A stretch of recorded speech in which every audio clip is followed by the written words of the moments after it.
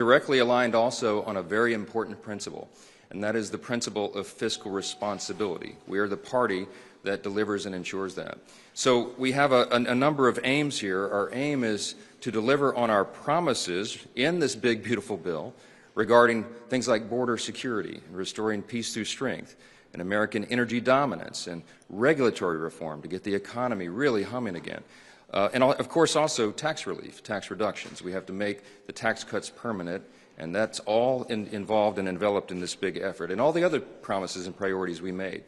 Now, it's important to note that at the same time, we also need to achieve the maximum amount of savings for the American people, because that's what fiscal responsibility is.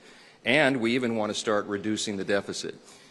So with all that in mind, our first big, beautiful reconciliation package here involves a number of commitments, and one of those is that we are committed to finding at least $1.5 trillion in savings for the American people, while also preserving our essential programs. The Democrats are out right now trying to make hay out of the fact that we're going to gut Medicaid and all these other things. It's simply not true.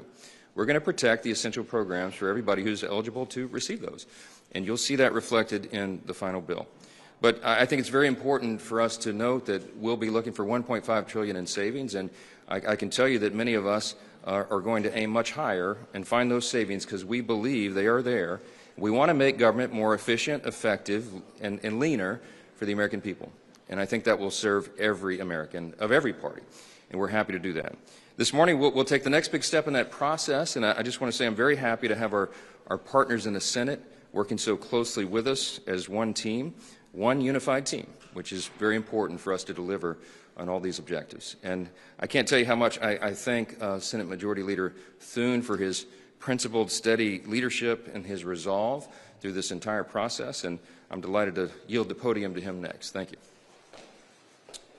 Thank you, Mr. Speaker, and good morning. A lot of work been going on here the last few days, but what I can tell you is that I think, as you know, last week that there were 51 Senate Republicans that passed a budget resolution that seeks to accomplish all the things that the Speaker outlined. We are all aligned on the need to make the 2017 Trump tax cuts permanent, to restore American energy dominance, to grow our economy, and to make a generational investment in our border security, and also make sure that we are ready militarily to deal with any of the threats that the country faces around the world.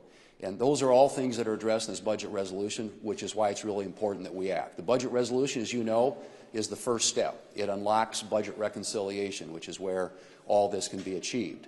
But one of the principal objectives in our budget resolution and in the House's, as outlined by the Speaker, is spending cuts. We have got to do something to get the country on a more sustainable fiscal path, and that entails us taking a hard scrub of our government, figuring out where we can find those savings.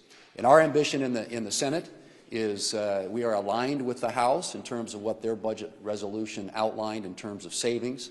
The Speaker's talked about $1.5 trillion. We have a lot of United States senators who believe that is a minimum. And we're certainly going to do everything we can to be as aggressive as possible to see that we are serious about the matter not only of making our federal government more fiscally sustainable, but also deficit reduction, which is critical to a lot of our members in the Senate, and I know to his members in the House.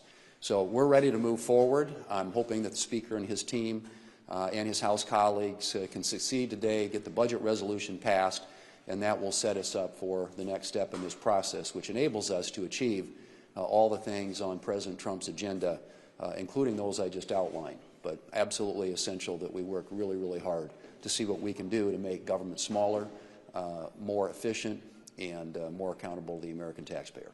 Thank you. Thanks so much. Thanks.